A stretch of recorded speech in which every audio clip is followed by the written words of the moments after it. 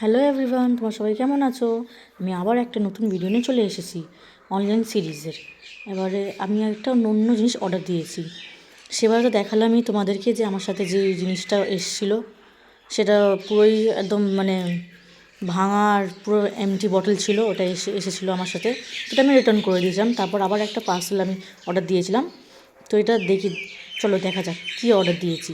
এটা হচ্ছে একটা স্টোরেজ বক্স, যেটার মধ্যে অনেক রকম জিনিস রাখা যায়, যেমন কি মশলা রাখা যায়, যেমন অন্য রকমের গোটা গরম মশলা টশলা এগুলো রাখা যায়, বা গুঁড়ো মশলাও রাখা যায়, নুন হলুদ।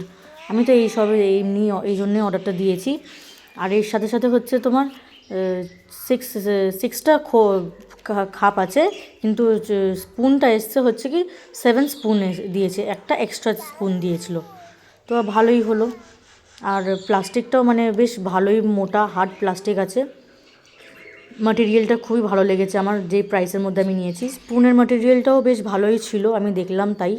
একদম নরম পাতলা যেরকম আসে সেরকম একদমই না, খুবই ভালো কোয়ালিটির জিনিস দিয়েছে।